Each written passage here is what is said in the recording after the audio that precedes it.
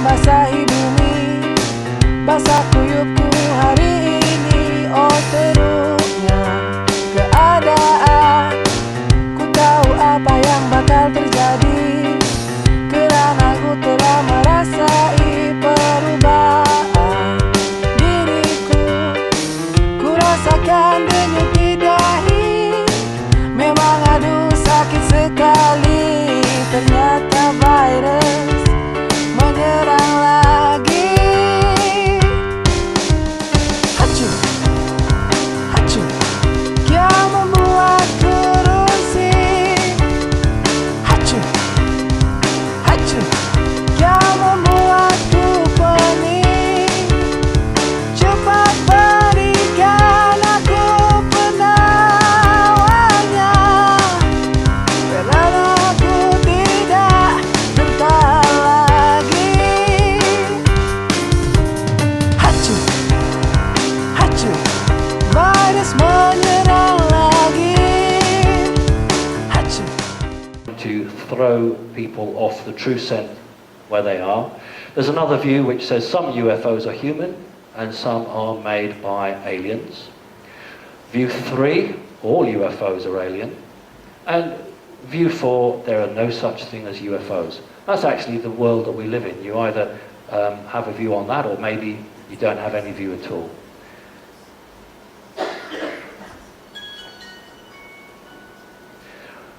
Often I'd say, what actually will happen to make the majority believe? This is a very stable world. Now, you'll say, well, it's not stable because there are wars. Actually, that is part of stability. That's been built into the human psyche.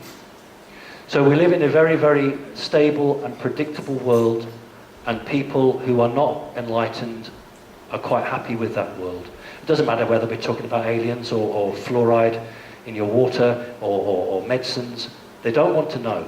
This is the world, they're happy with it. So it's a very, very difficult environment for anybody to try and wake anyone up. I'll give you an example of the taxi driver. I did an interview in London and had a taxi ride, and the driver said to me, oh, I hear you're going to TV studios to talk about aliens. I said, yeah, that's right. So he said, well, when I was in my 20s, I was really interested. But you know what, when the government never said anything and nobody ever came out, I just lost interest. And that is the point, that people go through a phase in their life where they're open, their minds are open, and they'll challenge and they'll ask questions. But because officialdom isn't supplying any sort of answers, and they've got the rent to pay, the mortgage to pay, it just goes out.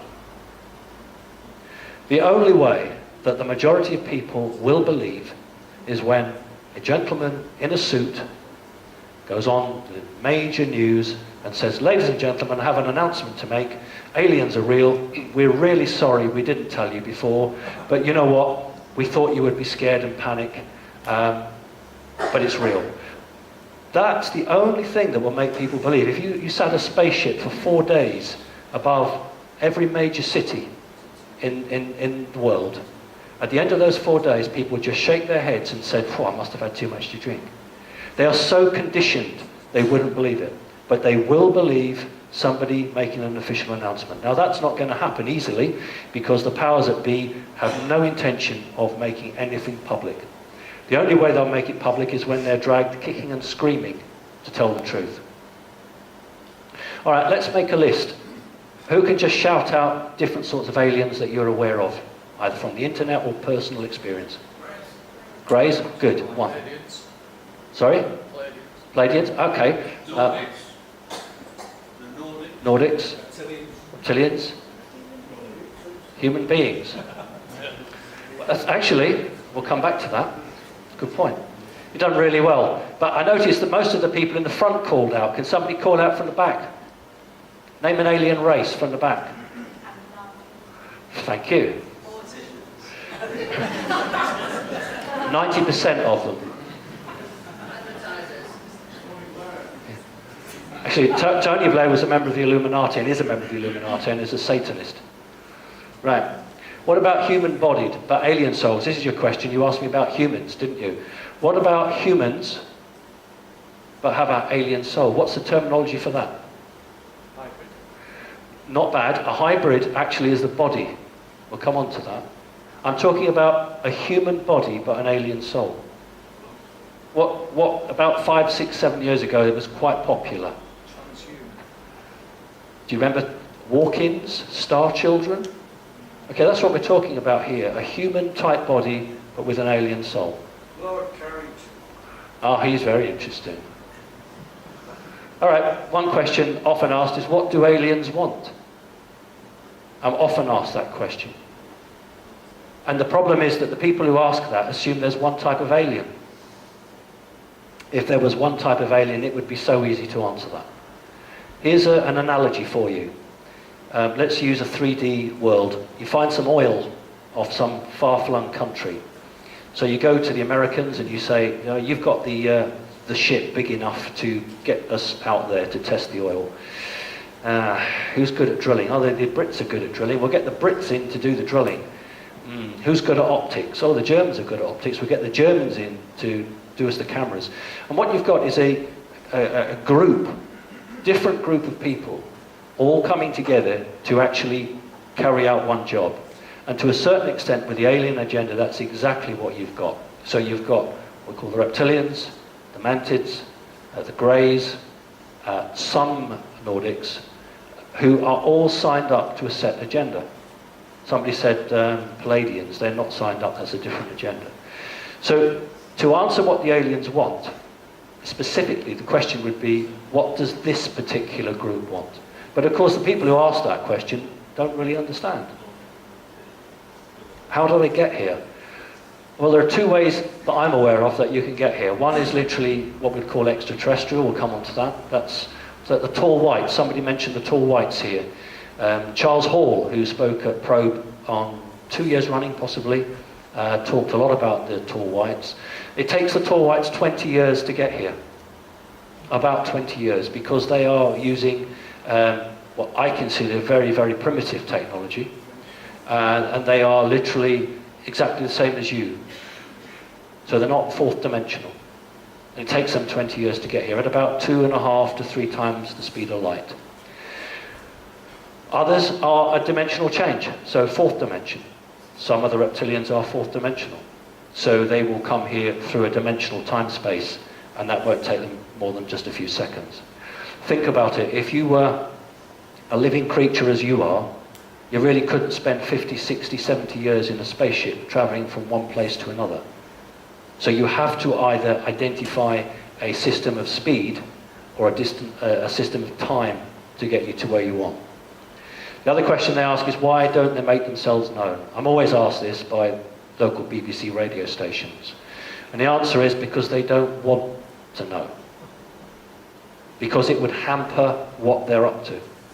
If everybody was aware of them, nearly every American would arm himself or herself with a gun and hide under the stairs. Every defense force of the country would feel it was honor bound to do something, and it would just hamper the situation. Added to that, the elite, some of whom are working with some of these extraterrestrials or extra-dimensional entities, certainly don't want you to know, because if you know that, the next question is, what about the technology? And if aliens are real, then who in position of power knows about them? The answer is every major government of the world has a number of people who are fully briefed and fully know it. Recently, again, the ex-minister for Canada, who was a defense minister, he's come back on to be public. So he was a minister of defense in a very large country who was fully aware of it. You have leaders of the CIA who know nothing. You'll have people in middle rank, like a major, who will know everything, and yet their general may know nothing. So it's called need to know. The Canadian officer, government minister, said there's 57, 58 races, is that? Yeah, he said that he was aware of 50-something races. But Canada and America don't get on. America does not share a great deal of information with Canada. He was aware of what had passed across his desk. So his own intelligence had told him that there were 50-some races. But if you took America, which is the hub, the spider's web of intelligence, that figure would be considerably larger. or indeed the Russians. Why don't they tell us about them? Well, they do, but they do it on their deathbed when they can't be got, or their families can't be got.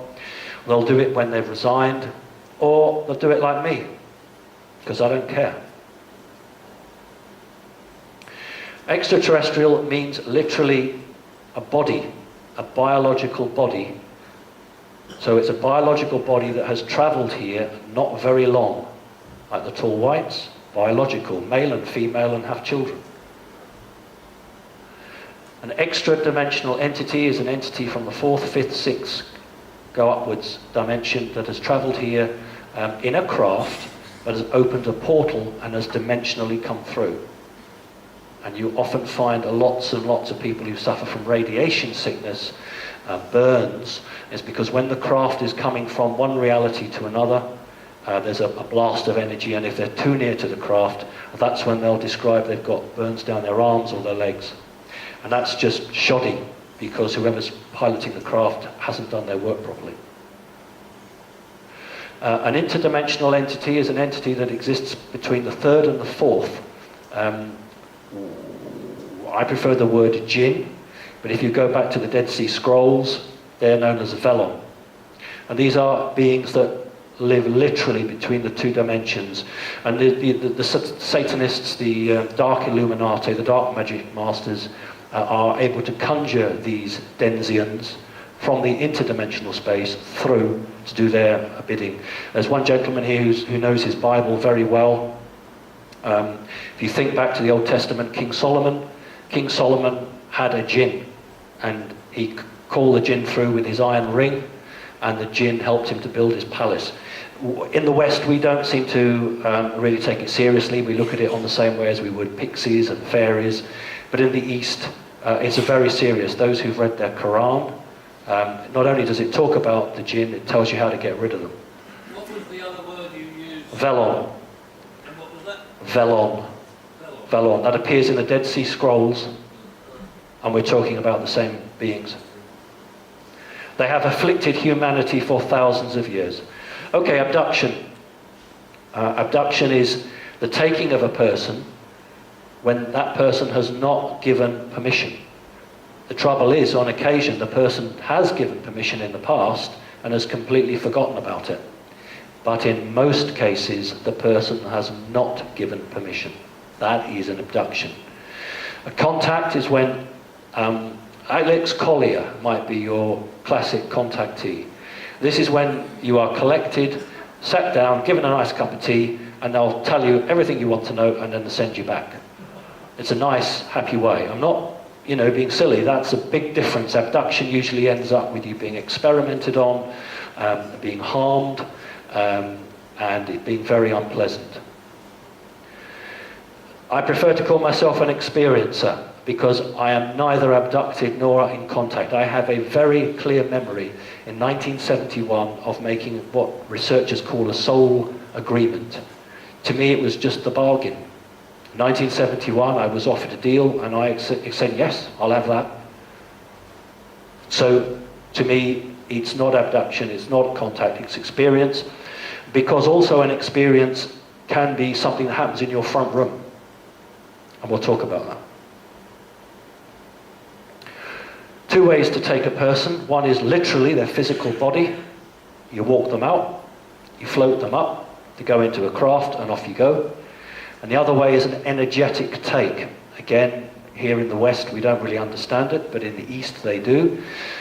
Those who understand that you have a soul and your physical body is not really that important.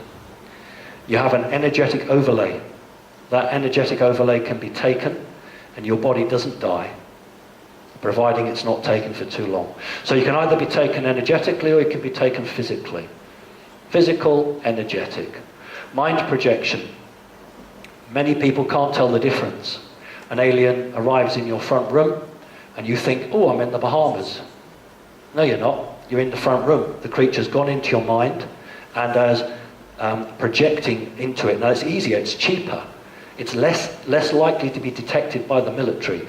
If a creature can come into your front room and give you an experience that you think you've been to Mars, But you haven't left anywhere. It's time efficient, and it solves a lot of problems. The thing is that most people can't tell the difference between when they really are taken or when the creature is interacting. And the sad thing is that a lot of researchers don't value that. Oh, it didn't happen. You weren't physically taken. It's rubbish. The creature came into the room, entered your mind. That is important. Missing time. The best thing I do is give you an example of missing time. I think that's the best thing to do. 2.5 years ago, went downstairs, midnight, couldn't sleep, and as I walk into the kitchen, I have a microwave and a digital clock on it. And the digital clock said 0.0. And I thought, that's odd, where's the other 0 gone?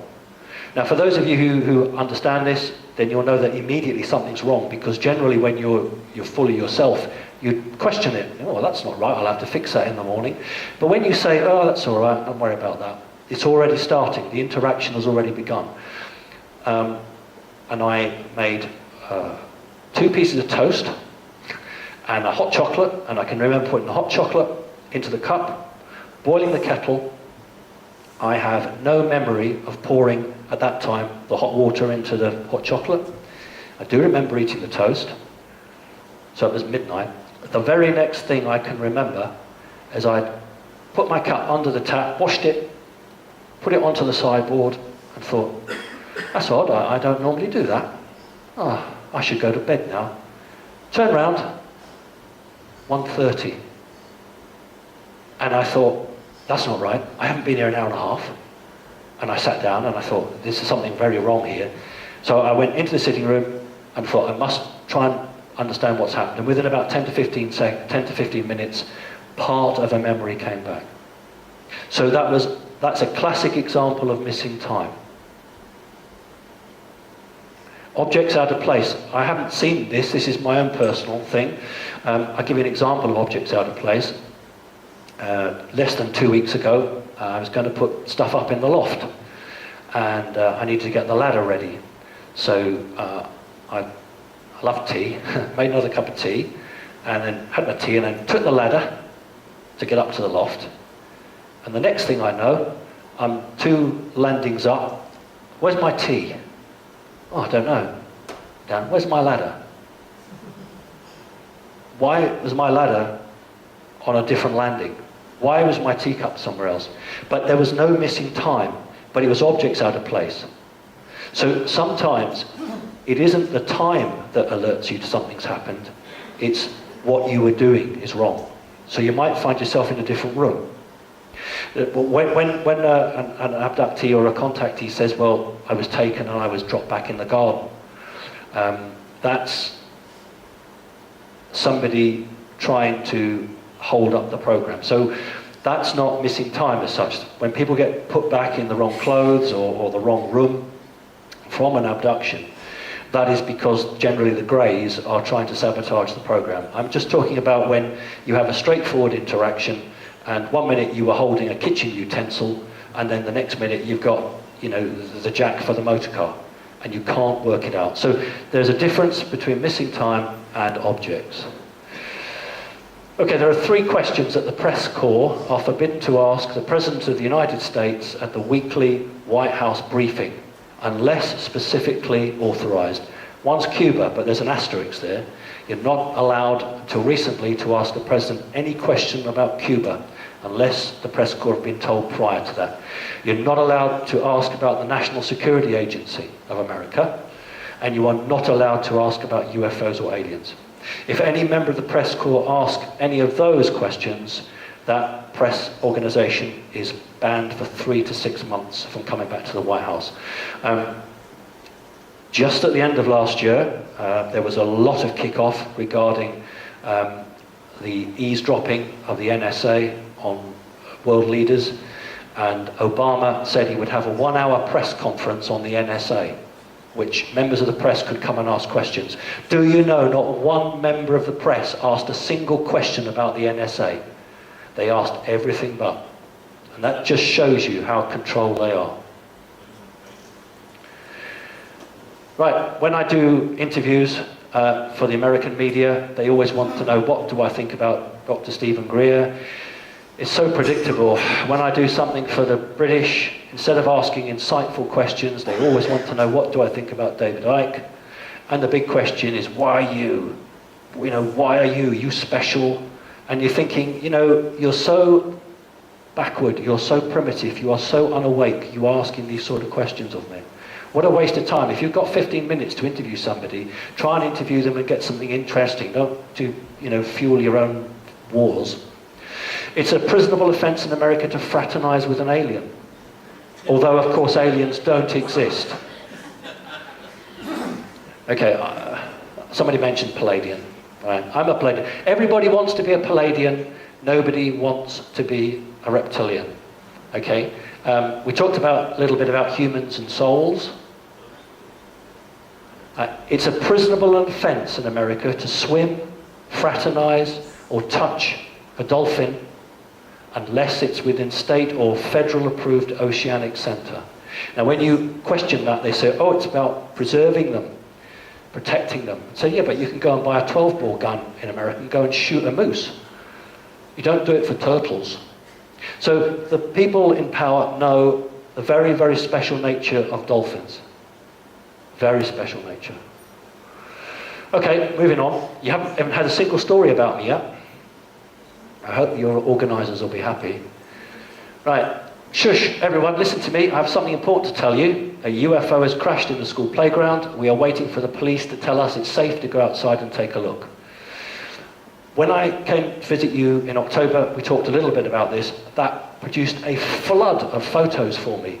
Parents phoning me up, sending me emails, sending me pictures of school kids that they had surreptitiously taken throughout the land, and I'm going to share some of those with you. I used this picture, you may remember. Remember, UFOs don't exist, but the government pays schools to run dummy UFO crashes. And this is a school, and that's not an actor. They have a budget. They actually pay for police officers. They pay for the fire brigade and the ambulance to attend. This is why they need the money, because it's these people's time. So the police put a cordon around, and an actor, part of the companies who do these, dresses up in an NBC suit, nuclear biological suit, and pretends to look at the UFO crash. This is a school playground. And then he takes samples of the crashed UFO. I have blocked out their faces because it is illegal to show anybody under 18 their faces, so I've done that. But I wanted to show you, this is exactly what's going on in schools throughout England. In fact, in Wales as well. So here we are, there's genuine police officers, there's the cordon, the UFO crash is here, and the kids are all getting conditioned to understand and be ready for a UFO crash. Here's another one in another part of the country, a very tiny little thing there, but again the cordon. Here's another one with fires. They've actually set fires, and this thing is supposed to have come into the ground and caused a great rift. They're the school kids coming out with their teacher, their class teacher. Here's another one. And then you can dress up and be a scientist and put on the suits and come and investigate the alien material. Here's another one where there's a big crash site.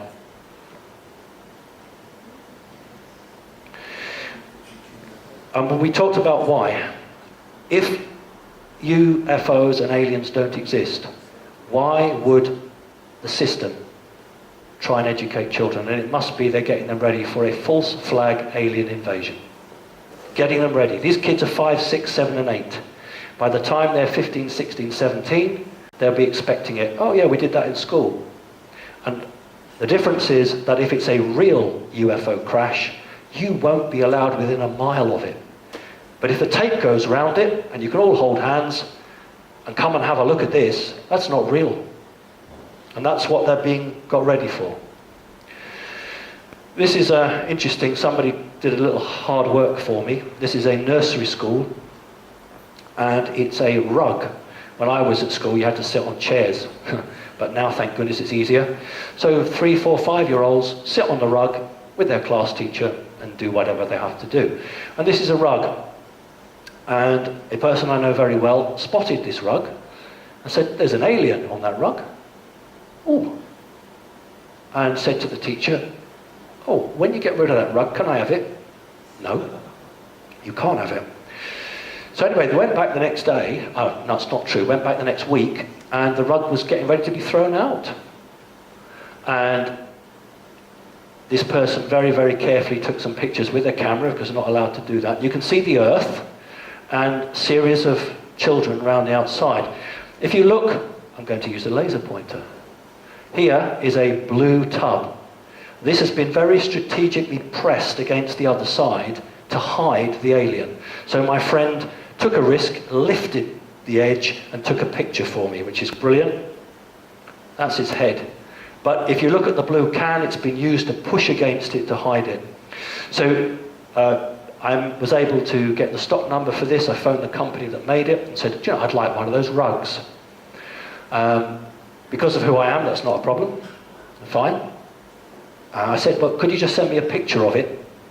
He said, well, you don't need that, you've got the stock number. I said, yeah, I know, but I'll have the picture. Sent it to me and it wasn't the right one. They'd replaced the alien with an Eskimo.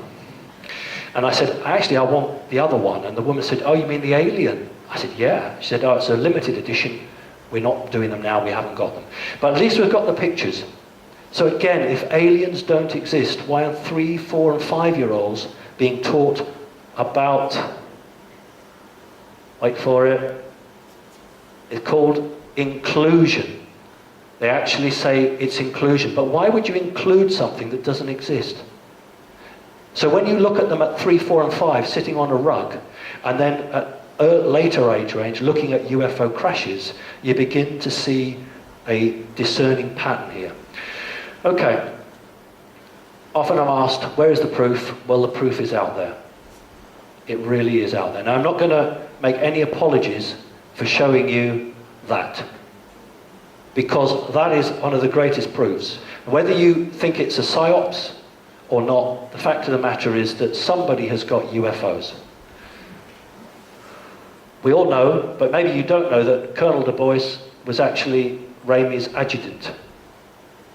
And if you look at his face, I like this one, because if you look at Colonel Du Bois's face, you couldn't have a more guilty face.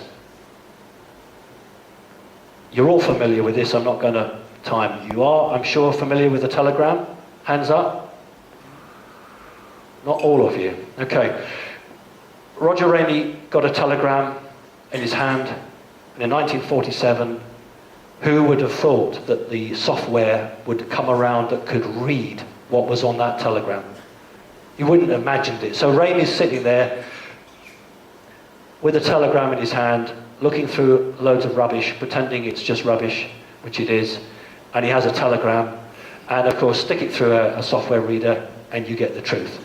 Again, I'm sure most of you are familiar with it. It basically says that they identify a disc craft which has crashed just west of the cordon, and it two things. It calls them the aviators, and the aviators of the disc, they are where they will go for, and the victims of the wreck. So here you have absolute proof that something happened, and a good friend of mine, a member of the military, was able to get hold of the lists for the flights in and out of a number of bases, and there certainly was a lot of wreckage that was flown out over a 2-day period. But people don't go and look anymore. They don't want to educate themselves. They're very happy in their own world. There is the proof. It is out there. So if aliens are real, the authorities could never cover it up this long. That's another question. How could you hide it? He did what he did for 50 years, and the establishment knew what he was doing, and they covered it up. So if they could cover up him for 50 years, then goodness me, they could cover up the fact of something much, much bigger, although not to those people and the families concerned, but from a global perspective, aliens coming here. So yes, they have a very clever means of keeping lids on things. Very quickly, want to widen this out now. Who was Wallace? Who can tell me who Wallace was? Who was Wallace to do with Charles Darwin? That's just brilliant, isn't it? Right, Charles Darwin's father was a 32nd degree Mason. The evolution of the species was an Illuminati program, dog eat dog, only the strong survive. So Darwin came from an incredibly wealthy background, very powerful. His dad was a 32nd degree Mason. Wallace worked with Darwin. Wallace actually helped him to come up with the theory of the evolution of species, but the point was that Wallace said evolution of species works really well for everything except people.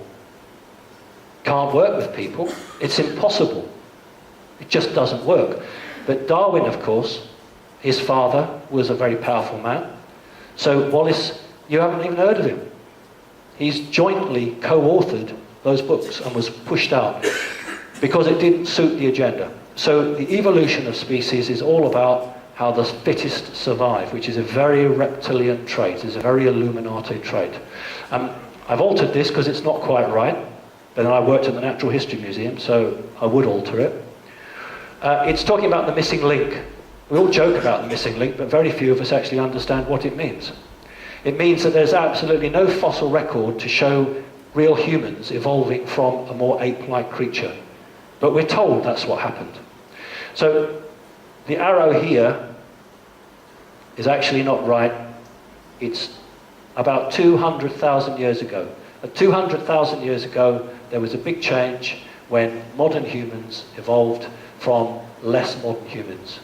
And what this interesting one website was showing was how could you go from a very, very primitive humanoid form to a very advanced humanoid form when something should take many, many millions of years, not just the odd 3 or 4.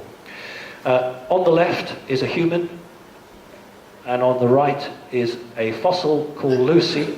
It's about 2 to 3 million years old. In order to sell the idea that apes are humans and that we can trace humanity back in this form, I'll show you what they do. Can I move here? Shoulder blade. You know that monkeys have really long arms that go right past their knee. So what these people do is they artificially lift these bones up too high so that the fingers come up above the knee, and they'll pass it off as a human. That's human, that's where your shoulders should be. They artificially lift them up because they haven't got human fossils, really, at the number they say they have. And they say, well, this is a cross between a human and an ape, and it shows how it's evolving. But when you actually look at it from an anatomical point of view, there's no way it's human. But they have to pad out the lie. 1.8 million years and about 1.8 million years. That's the best rendition of the faces of creatures that lived on this planet. That's the best you're going to get at the moment. How did it go from that, 1.8 million, 1.8 million, to that? Now, this gentleman, if you put him in a suit and a trilby hat, popped him down to the local supermarket, he'd probably get away with it. The other two wouldn't. Yet within a few 100,000 years, impossible from an evolutionary point of view, this came about. What caused the revolution? That's what we call a pebble tool. That's what we call a hand axe. If you're interested, I brought some for you. These are genuine. This is made about 1.7 million years ago. It's from Africa. And this is made 1.6 million years ago. How did it go from that to that in 100,000 years? It's not technically possible. But it is possible if someone is mucking around with your genetic material and changing and altering you. That's how it's possible. Okay, here we go. My turn. The shadow beings, sometimes called the shadow people. Anybody seen what we would call shadow beings? Who's going to be brave and put their hands up? All right. Maybe you've seen them and you don't want to put your hands up. I fully understand that. They're not very pleasant creatures. On the Wiki Encyclopedia, I'm sorry it's not so good. When I did this, I had no intention of doing a talk about it. I just printed this for my own sake. On the right-hand side is a guy, and on the left is somebody's rendition of what they thought they saw. Here's a better one. On the left is called the Hat Man, on the right is the hooded figure. These are shadow people. Now I'm going to show you the drawing that I did about 4 years ago when I was a child. Take a very close look at that. When I was 5, 6 years old, I just called him the Smoke Man. It wasn't a shadow being, it was a smoke man. He was a smoke man because he appeared to have the smoke come off him. That's me. On the left-hand side is a little boy. And I was taught when I saw it, I would signal, so arms out. It's not very good, it can't put its arms out, it puts them up an angle. That means I'm alone, you can come in.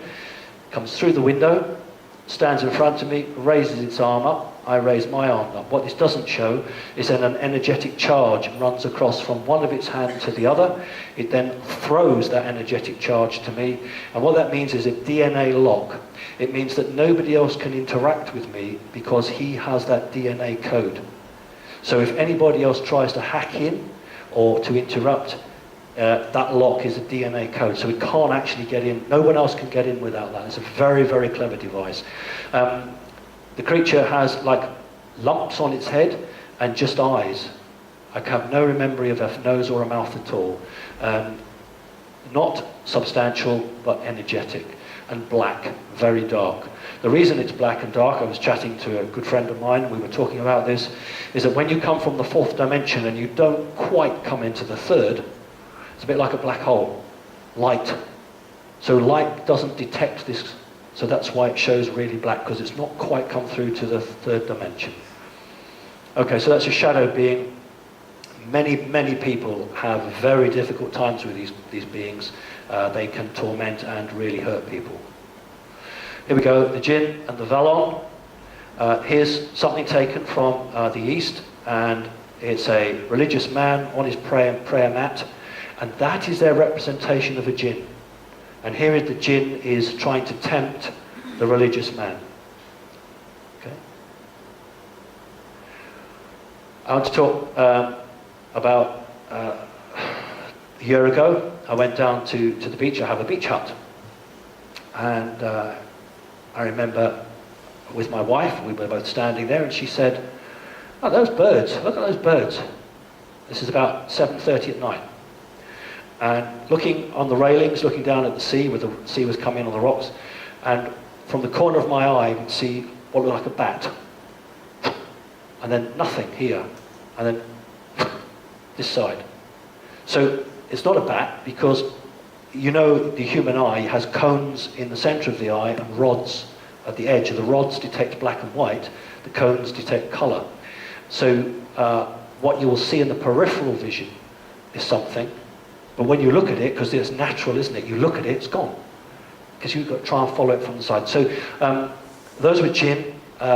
I come from if you remember my first talk with you, I come from what we would call a non-satanic, Illuminati, magical family, and jinn will be around me all the time. During Skype sessions, people will say, "What is that going across your room?" So, "Oh, it's all right, it's jinn, don't worry about it." Drawing, somebody who now works for one of the Rothschilds in Eastern Europe, very kindly did me a jinn that she sees regularly, that's around her, and it needs to be black. Couldn't get colour in, but you can imagine that sort of a very dark grey. That big, that's when it's in its energetic stage. And we're not doing the Illuminati talk, but if you think about Peter Pan and Tinkerbell, if you've read any of that, Tinkerbell is a jinn. All right, 1971, very quickly, this is on YouTube, so I'm not going to go over it too much. 1971, I was 11 3/4 years of age, and I had my 2-day experience with a UFO. There it is, it's a teardrop, silver, no windows, no sound, and I can remember the sunlight reflecting off the beautiful silver of this surface. And it was the most beautiful thing I'd ever seen, absolutely beautiful. And I wasn't on my own, there were 5 kids with me. And this is the deal. Again, I'm not going to belabor the point because it's on YouTube and I'm sure you've all seen it. And he says to me, "Would you like to be like us, to have knowledge and understanding, to know the past I beg your pardon, to see the future and know the past, to have power and I'm so fascinated about knowing the past and the future that I shout out, I should use my mind, but I didn't because I was so excited. So instead of, using my mind, I use my voice, say yes. And he immediately says, then come with me. And his hand drops off my shoulder, takes my hand and leads me away. That's what researchers call a soul agreement. And I'm privileged to be allowed to remember that soul agreement. It's very important because you can use your soul agreement to escape them if you wish. That's why so many abductees do not remember their soul agreement. Because if they remembered their soul agreement and they've been tortured and hurt, of course they would want out. So to me it was the bargain. I was 12, that was my bargain, fine. And that is what researchers refer to as a mantid. To me it was mum. Mum. When I was perhaps 2.5, 3 years old, I referred to it as mother. And I was very, very confused because how did I have two mothers? I had this one which said, I'm your mother, and I had my human mother. And so my biological mother said to me, the very, very first word I said was daddy. And for 6 months I called my biological mother daddy. And of course she wasn't my mother because that was my mother. And I realised as you get older you can't do that because it causes aggravation and upset. So I learned to play the human game. This is a mothership, for want of a better word. I use that word because that's what humans would call it. This is a mantid craft which is looking into human timelines. When you are born and when you die, you have a timeline. You exist. Let's just talk about this one reality. You have one timeline. If you want to be contacted or abducted, then it isn't just chance. This is project management on the nth degree. So they will come for you at 2 seconds past 2 o'clock, and they will spend 30 seconds with you, or 50 seconds, and it has to be all project managed out. The guys on the front here, they're actually flying the craft. There are no poles holding the seats up. They are meant to be floating in the air. That's exactly what they're doing. These are viewing screens, and they are square. It's about one of the few square or oblong things you'll find on an alien craft. Most things are round or curved, but their viewing screens tend to be oblong or square. So they're flying it. These ones here are coordinating the information which is coming from the lower deck. We'll have a look at the lower deck in a moment. What I've tried to do is to draw the craft to show you how the power, the whole ship acts as a lifting body. It doesn't work like an aeroplane. The whole craft, some people refer to it as alive. That's not quite accurate, but it has to be the shape to conduct the energy around the hull of the craft. This is the commander of the craft, and I've done this incorrectly. He should have his right hand on this creature's other shoulder. You see, I've put it on this shoulder here. That's not correct. It should be on that shoulder. Why does that matter? Because mantids are chipped. They have a chip on their left shoulder so they can interact with humans. If you have a chance to talk to people who seriously are in depth with their investigations, they will know that humans will often place a hand on a Nordic or a mantid shoulder because that allows communication. Right, let's carry on. I get accused of giving out too much information. I get accused of taking everyone along too fast, but I'm not going to dumb you down. Well, that's not what it's about. This is the lower level. What you've got here is these guys who are sitting, operating everything below this line. The standing guys here are operating everything above here. These two are sort of coordinators. Is the commander. Come down. So what these guys are doing is sending the information up to the top. So the twofold operation would be to identify where you're going to go to abduct people or contact people, and also to eavesdrop on every human communication available. And also enemy aliens. Because if you're interested in a certain human, you bet you someone else is as well, whether it's the NSA or the CIA, and you want to get there first. So when I say it's a game, I don't mean to belittle it, but it is very much like a game of chess. Okay, yes, I go on the operating table. I've given permission for that. It has to be done. I'm not dead. I've been told that as long as stuff goes on, they're going to keep my body healthy.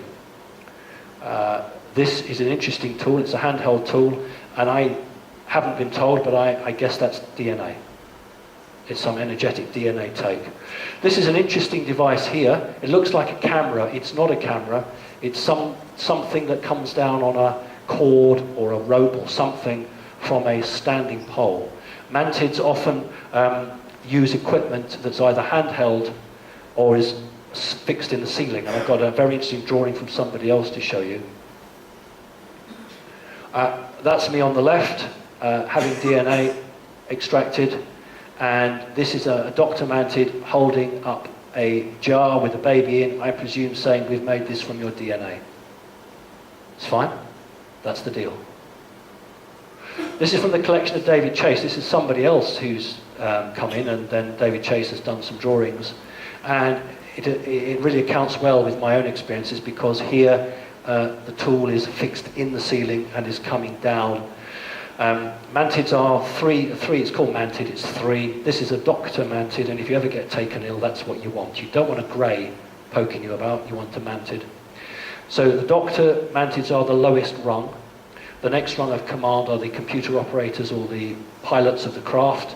Then you go into the officer class. These are the ones that wear the purple robes, and they take the term master. Now the next rank up is called the universal master. I know we don't live in a universe, we live in a multiverse, but each multiverse has its own verse, so each verse has its own master. Okay, that's how they work it. 1967, we're going to move forward. I forgot to bring my meteorite, I'm really sorry, I should have done. Young boy, sitting room, don't know where my biological mother is, it's probably 7 o'clock in the evening, and I see something fall about 50, 60 feet away. And it didn't fall diagonally, it fell straight down, as if you were dropping a stone. I thought, oh, what's that? It's a Saturday, so Sunday I went out and picked it up, and it was a meteorite. Took it to the museum, and it's been classified as a stony iron. Okay, well, when that meteorite fell, I had a visit, and this is a being that visited me. That is a costume it's wearing. Please don't think that that is natural. That is a costume that it has on. One of the few times I got a name, its name is Zu-Ga. Zu-Ga. However, it defected and joined the reptile faction, and when it joined the reptile faction, they said, you can't have a name Zu-Ga, we're going to give you a reptile-sounding name, so her name was Zu-Ga La, which is roughly how a reptile, if we've transferred it into English, would say. So she is a self-confessed servant of the reptiles. And this creature came into the front room and sat me, or stood me up onto the coffee table. I had a coffee table, mother had a coffee table about that high, and said, look at the ceiling. I looked at the ceiling, and it just went black, and all the stars appeared. Now, she was going into my mind. This is what's known as mind projection. And she was saying, well, this is where we come from, and started pointing out the stars to me. And then we did something else which was very interesting. We just give her a little shake, because she's a very sexy creature. And I thought I'd been taken to a museum. Now, you wouldn't get the sign, would you, in real life saying museum closed. Just wouldn't happen. But it's setting the picture for a young boy to know, oh, you're in a museum. And we have here a T-Rex, and then she lifts me up. Now, I reckon I'm on the coffee table still. She just picks me up by the waist and just lifts me up. So I have a physical movement to go with the mental projection. And time again, I reach out, and I do this several times, and I touch the tooth of the reptile. And they will say this quite often, look at you, the bridge between two worlds. So I'm often referred to as the bridge between two worlds, because the reptilian world and another world. And then I go round and I know all my dinosaurs, and then a grey comes to collect me. So the point of showing you this is that this is not an experience where I've been taken away, but where I've just been in the front room and the creature has come in and just gone straight into my mind. Okay?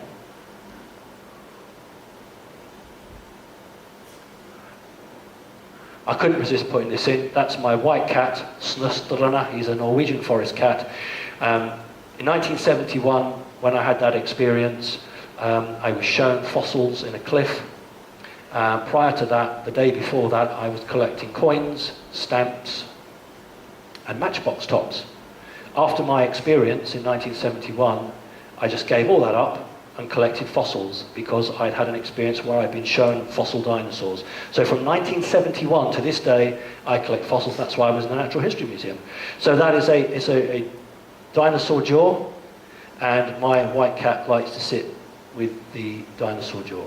So I couldn't resist that. You may remember this. This is a genuine badge worn by Black Ops military. It was given to me because it's a white snake with red eyes. And for those of you who haven't seen the YouTube videos, we'll come back to him. So it's the 73rd Experimental Air Control Squadron. That means we fly UFOs, but we can't put that on the badges in case you get hold of it like I did. Experimental Air Squadron. But he's white, and he has red eyes, and he has a sword. All right, this is fairly well known, but it's very important. It's my life, and it's important to me. On the left-hand side, that's before I had initiation into a draconis reptilian culture.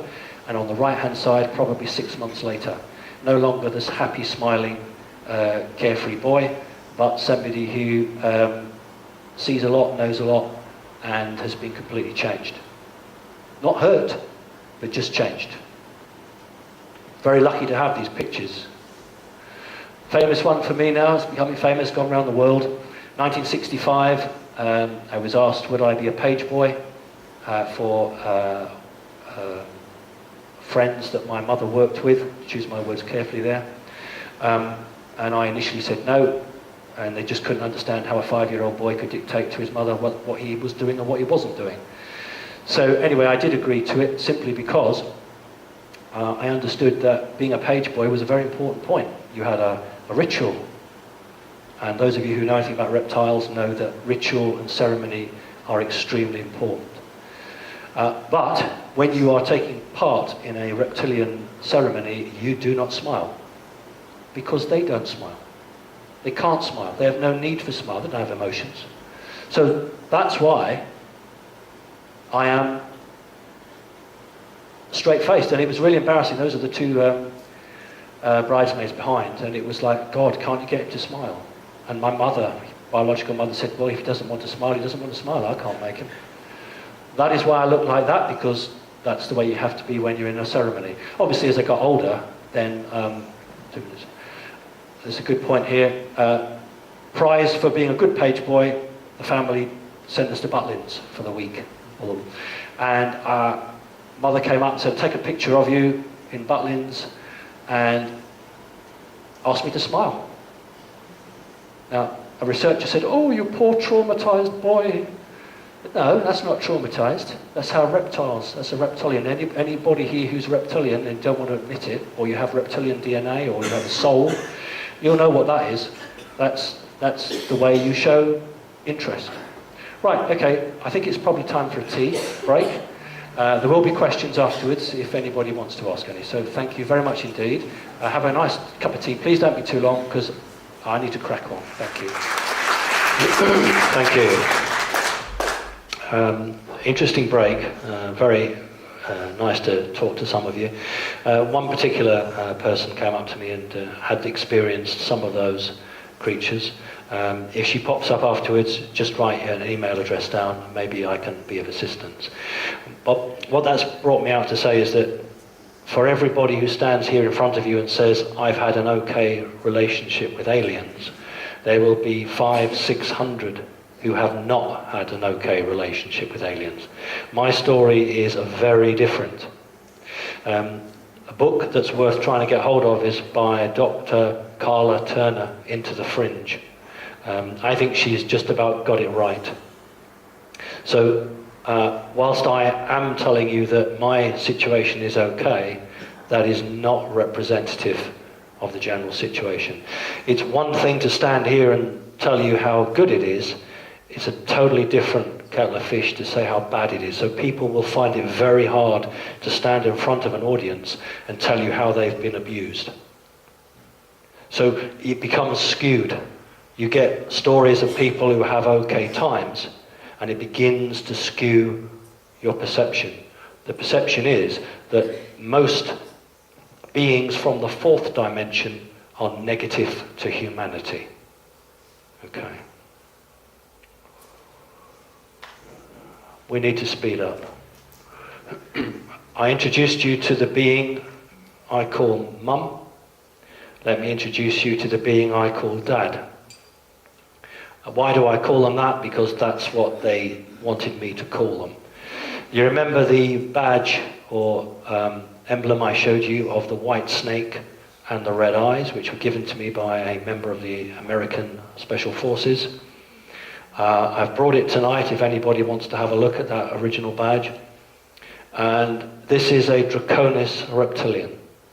Now, I'm only aware of 3 types of reptilian. There are several, but I'm aware of 3 sorts. This is the royal line, Draconis. Those spines on its back are actually residual wings. It can't fly with them. Uses it to signal during ritual and ceremony. It can actually rustle them. It sounds like an old chamois leather, or old dry leaves rustling. So it's a physical signal. So that's the creature I refer to as Dad. This took about 6 months to draw. A very helpful guy in America, an artist, reconstruction artist, would send me a drawing, an email. I would say, no, you've got the hands wrong, send it back. And this went back and forth for months, and this is the one we've got. And I'm very proud of it because that's as damned close to it as I can remember. Originally, when I was very little and I drew the wings much bigger because as a small boy, that's the thing that, you know, takes all your eyes, but realistically, that's more like the wings. Mission patches, I always show these because people again say, where's the proof? These are the mission patches that the American Special Forces have. And this is peace through light, and is a laser beam firing at a rocket. Well, the general public would be absolutely astounded to know that there are energy weapons. We'll call it a laser beam anyway. But that's not why I'm showing you. I'm showing it because there's a snake. Of all the animals or the images they could show you, they've used a snake. And on the left-hand side, we have a grey and a B-2 stealth bomber. The symbol in the center is a technical symbol meaning the closest you can get to being radar invisible. And it's the 509 squadron. And the 509 squadron was the squadron that airlifted all the bits and pieces from Roswell out. So they have an official badge with an alien grey for the same squadron in 1947 that airlifted all the refuse and the dead bodies out. And yet, of course, people say there's no proof. In Latin, it says tastes like chicken. And I don't know whether it means that the aliens taste like chicken or the humans taste like chicken. And that's why, ladies and gentlemen, they even put a knife and a fork either side of it. Okay, this one is a dragon coming out of the clouds, firing lightning bolts. And Latin translated says, get out unless you're initiated. Do you remember I talked to you about how I was initiated into the reptilians and I showed you the 2 pictures? That's the word initiated. It's very interesting. Here's another one. What we have here is 1, 2, 3, 4, 5 stars, Area 51. So they can't say Area 51, but they'll show the 5 stars and another one. So that's always a sign within the forces of Area 51. You have the Earth. It's not so clear here. There's a snake here and a dragon. And in Latin, incredibly, incredibly ominous, says, all your underground bases belong to us. That's what it says. All your underground bases belong to us. I don't see a human on there at all, actually. Here's one. Never before, never again. That's the translation. And we've got 1, 2, 3, 4, 5 stars on the left-hand side. More ominously, we've got 3 snakes guarding the earth. I'm going to use the word guarding the earth. So it's snake after snake after snake on black ops projects. We'll come back to this one. Knights Templar. This is the NRO, National Reconnaissance Office. That's the secret department in America that uses all the spy satellites. And they have a Knights Templar defenders of the domain. It's very interesting because Greys, when debriefed in Area 51, refer to the land as the domain. But unfortunately, that's not an alien necessarily. We'll come back to that. The grid is very interesting. Has anybody researched the alien Hat Man? The alien Hat Man. Okay. This is a guy who worked for the NSA, National Security Agency, and his job was to pass exotic material to contractors in the private sector to do with what they wanted. He actually worked for Boeing and a huge number of organizations. He's very, very anti-alien. And he has come up, this is not a joke, this man is not a fool, he is your business. He's come up with a velostatic hat, which he's made himself. He doesn't ask any money for it. For people who are being abducted and want an end to abductions, he makes this hat, which they then wear. There are children in Britain who have special dispensation from their schools who wear his hats. And they have to be worn 24/7. And we'll talk about how they work. But this man phoned me at home from America and said, I hear you're a driving instructor. I said, yeah. He said, do you know about the woman driving instructor in Britain who's giving driving lessons to alien hybrids? I genuinely didn't know about that. No, I don't know about that. And he said, well, what's happening is 2 o'clock in the morning, they're waking this woman up, she goes out, she gives these hybrids a driving lesson and comes back because, as I'm sure you'll know, they are trying to integrate hybrids into the human society. Well, I didn't know about that. And that was all news to me. We had several conversations. I think it's about 5 or 6 hours difference between us. And then I made the mistake of saying to him, you're still in the military, aren't you? And at which point he never phoned me back again. So I got to assume the guy is still active in the National Security Agency, but that's fine. And here he is. His name is Michael Meakin, and you can find him on the internet. And if you genuinely have abductions by Greys, then he might help you. Only Greys. We'll talk about why that is. There's the man making the alien hat. There's a guy who wears the hat. And there's a girl who goes to school, and she's over 18 now, that's where I can use the picture. And she has a normal cloth cap over her special hat. I want to talk about it because it was very interesting. He phoned me up and said, oh, you're a driving instructor and you know about this woman. About 3 months after that, I had a friend of mine saying, oh, there's somebody looking for some driving lessons. Would you be interested? Yeah, of course, it's a business. Of course I'm interested. Got this person's address, lived in a village about 7 miles out of Whitby. Arrived, the woman's actually outside, fine, in she gets. And as soon as this woman gets in, I'm looking at her and thinking, well, you're not human. Absolutely not human. Because you think of your archetypal hybrid head. And I'm very pedantic. I'm talking about human alien hybrid. Because I've seen non-human hybrids. Don't just think that humans are hybridized. So we're talking about a human with what we'd call grey DNA, genetic material mixed in. So hair falling out, give you good, very white hair. She's only about 40, but very sparse, falling out. Eyes, very almond-shaped. Very high cheekbones, and the back of the head, a bit like you get the pharaohs. Quite. She gets in, chatting away. Okay, let's see what you can do, drive. And we've been driving about 15 minutes, and she just turned to me and says, do you know Dr. Stephen Greer? To which I say, well, no, I don't, but I know of him. So she wants this conversation about oil and free energy, this, that, and the other, and I'm trying to teach her to get out of second gear because she's making my clutch go. So she wasn't a particularly brilliant driver, but she wasn't too bad. But the point I'm making is this bit as a classic example of where the difficulty to interact these people. I'm going to call them people because they are people. She says to me, can you drop me at the co-op? I'll do some shopping. Fine. Okay? Got her to park up nicely. This is the point that a pupil would normally pay me. Back then, I only charged £15 an hour because I'm not greedy. I actually just want to make a living. £15 an hour is really good. Didn't pay me. Okay, right, fine. So she gets out. You can do that in a black cab in London and go berserk. So I got out, chatted to her. £15. Now, you all know what £15 is, don't you? It's a £10 note and a £5 note, or a £20 note and you want some change. And she holds me a £5 note out, smiling, a really big smile.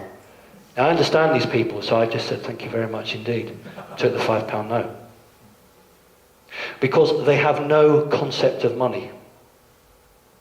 And you think, well, how do you get around? Well, you get around because you have a debit card. It's one of the very few times you actually had to use money, although they will have had lessons. Anyway, I thought, give it 2 weeks, and I didn't hear from her again, so I drove to the house and couldn't see anybody, the curtains were pulled. Went back again about a fortnight later, nobody. Went back a third time. I thought, well, I'll knock on the neighbour's door. Knocked on the neighbour's door and said, oh, I'm trying to get her in, is she in? And the guy looks at me, and these are housing association properties, and he says, well, no one's lived there. It's empty, there's no one there. And I said, but she's got 2 boys. He looked at me as if I'm mad. So I phoned up Yorkshire Coast Homes, which is the housing provider, and they said to me, it's been vacant for 6 months. Don't know what you're talking about. Now, I don't understand why I only had 1 lesson. Why did I only have 1 driving lesson with her? She needed more. So there's got to be a link between Mr. Hatman phoning me from America, NSA, saying to me, oh, you're a driving instructor. Have you heard about the woman who does the driving lessons for the hybrids? No. And I know now what happened. I made a joke to him. I said, oh, I wouldn't have to do it at 3 o'clock in the morning. I'd do it during the daytime. And then a few weeks later, I get the real thing. But no concept of money. Here's the grid we're looking at. And on the back of that one, you can see, not as clear, but there's a grid. I'm not a New Ageist. Some of the stuff from the New Ages actually I'm quite good about and I think makes sense, but a lot of it isn't, and sometimes my story isn't one that lots of people want to hear.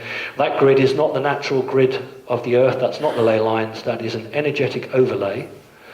When you die, i.e. your physical body ceases to exist, your soul doesn't go back to source. It wants to, gets caught in that grid. It is struck with a huge amount of electromagnetic energy, which makes you forget, and then your soul, for want of a better word, I use the word soul, is put back into another body. And only sometimes when the process fails do you have what we call memories of past lives. Time and time and time again, souls are recycled on this planet. That's why that guy there stands there with a sword, because that's their domain. You're not getting out. That's a prison. This is a prison planet. I'm sorry, it's not a nice thing to say, but that's my view, and that's what's going on. And that's why on the Black Ops badge it's exactly the same. It has a grid around it.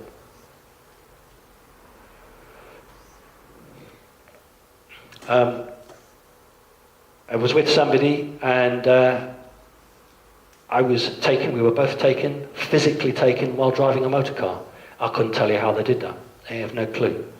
The person concerned also was aware, and when the Channel 4 did the documentary of me, they thought, oh, right, well, he won't be able to prove this, will he? So they said, what's the name of the person? Here you go, name and address. She doesn't live in this country, she's in another country, but there's the details. They absolutely went white. They never followed it up. There was another person who would have corroborated my story, but did they want it? No, they didn't. And this was a take from the motor car, classic missing time. And the interesting thing was that we remember leaving a supermarket in a place called Scarborough, which you may know, and then literally the next thing we remember was a big lorry coming towards us, flashing its headlights. And I remember turning to my friend and saying, oh, there must be an accident up ahead. He's flashing to warn me. Or he thinks I'm on full beam. So I'll just flash him back to show him that I'm not on full beam and that it's okay. There was no accident. Long story, won't go into it, but that was actually taken from a motor car. And the technology that must be available to them is just staggering, even for me, how that was done. On New Horizons website, you quite legitimately lifted this picture. Interestingly enough, this picture was sent to me because I had posted this picture on the right in one of my talks, and a researcher from America suddenly realised that, hey, we've got people in America drawing things similar. So he showed me that. And it's nice when people thousands of miles away can corroborate your story or say, do you know what, I've seen something like that. And so that's very interesting. So I thought that would be good. That is meant to be a hole in the top, just as that has a hole in the top as well. But it was never drawn. I never drew that to show you. It was just for my own personal records. And people say to me, go over it with a black liner so it shows out better. No, because that would corrupt the drawing. That's what I remember. Okay, very quickly now. If someone could give me 15-minute shout when we're running out of time, because otherwise I'll... when you're somebody like me, you tend to have a different relationship with authority. When I applied to be a driving instructor, I was told, we've got no records of you. We don't know where you went to school.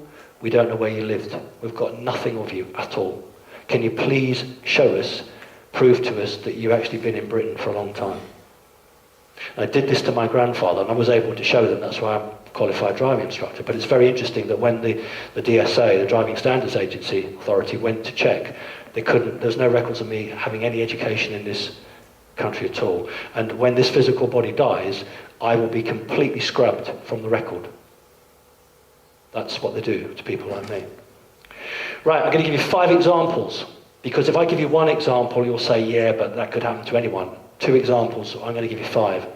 Right, Hackney, London, oh God, 1994, 95. At home, my wife, 6 o'clock, having a cup of tea again. Big bang outside, rushes outside. My car's parked outside the house, a BMW. The Americans call it T-boning. Crashed straight into it. I rushed out, the guy jumped in the car and drove off. That's not unusual in Hackney. I got what we call the index, what people would call the number plate. Phoned the police, 999, explained what happened. Right. Phone goes. Oh, hello, sir. Is that Mr. Parks? Yep. Oh, New Scotland Yard here, sir. We've put roadblocks on every road out of London. And we've got him. We're bringing him back to the house. Will you be in? Take us about 20 minutes. Yeah, I'll be in. The policemen I always see are about 7 foot tall. I have no idea why. I'm not joking with you. 6'8", 6'9", 6'10". 2 huge policemen who don't fit in the bloody roof of the house, almost. Bring the guy in. Is this him? Yes, that's him. Right. He doesn't have a driving licence. What's happened is he's stopped the car, gone in to get some fags. Because he can't drive, he hasn't put the handbrake on. The car's rolled down, smashed into your car. But the father has lent him the car keys, full well knowing he doesn't drive. Are you going to be in tonight, sir? Yeah. Don't go to bed early, stay up late. Why? Well, just stay up late, sir. Okay, fine. 20 past midnight, 2 policemen, one the same, one different, walks up with the dad. And he says, well, they took me to the cash point, they made me take out 200 quid at 1 minute to midnight, 200 quid afterwards, there's 400 quid to pay for the damage. So he gives me £400 and the policeman arrests him and says, right, we're arresting you now. So that's car damage in London.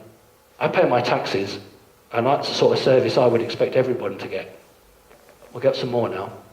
Knife man, Hackney, outside, 3 o'clock in the morning, man with a knife that big trying to get into the house. It's Hackney, it happens all the time. Phone the police, 999. Man out there with a knife, right. He wanders off, and police car pulls up, copper runs right out, bangs on the door, are you all right, are you all right? Yeah, he said, I'm really sorry. It's taken us 4 minutes to get to you. We like to get to you in 2 to 3 minutes. Where did he go? Well, he went, right, off he goes, and literally I just watched the police car out of the left-hand window, whacks on the brake, there's a woman and a man, coppers, run out. Oh, they spotted him. And it seemed weird because as soon as that, there was a police helicopter, sirens from everywhere. Telephone goes, is that Mr. Parks? Scotland Yard here, sir. I beg your pardon, New Scotland Yard here, sir. We've got him. We'd like to describe him. And they described him, combat jacket, army, wearing army clothes, because he was a soldier. Is that him? Yeah, I said, that sounds like him.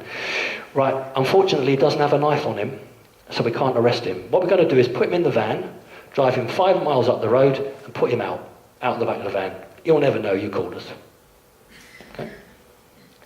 Census job. 92, 91, I did a bit of extra money, I did the census. And in London, that's a pretty rough job to do. And there was one housing estate where they were very unhappy. So I thought, I'm not having that, because if I don't get the census done, you know, I was young then, sod the census now, but I wanted to do it. And I thought, that's not fair, because, you know, I want to call on these people's houses. So I went to the police station, Ladywell police station in Lewisham, and I said, you know, I'm trying to do the census, and these people are being very unhelpful. So the sergeant sort of said, what are you wasting my time for? You know, we've got better things to do than that. What's your name? Took my name, took my details. It's always the same case. They go and check, I don't know, it's a national insurance number or what have you.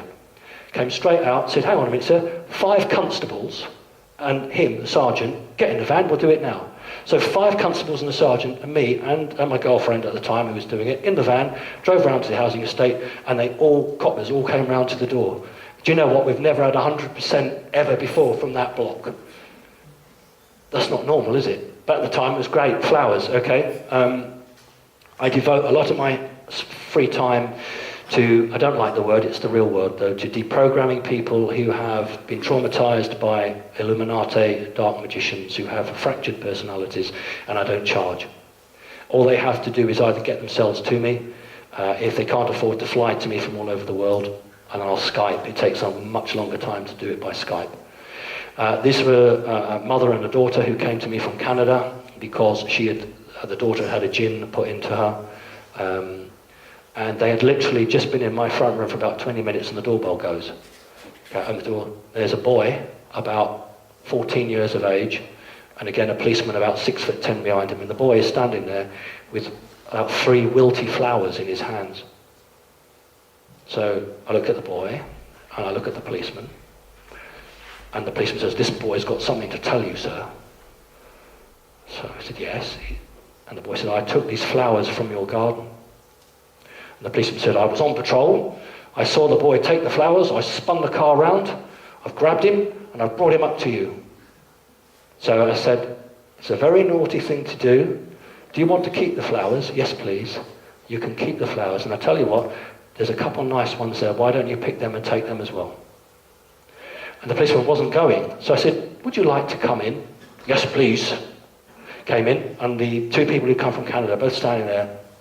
The sergeant comes in, looks at them, and says to me, well, I'll be on my way now.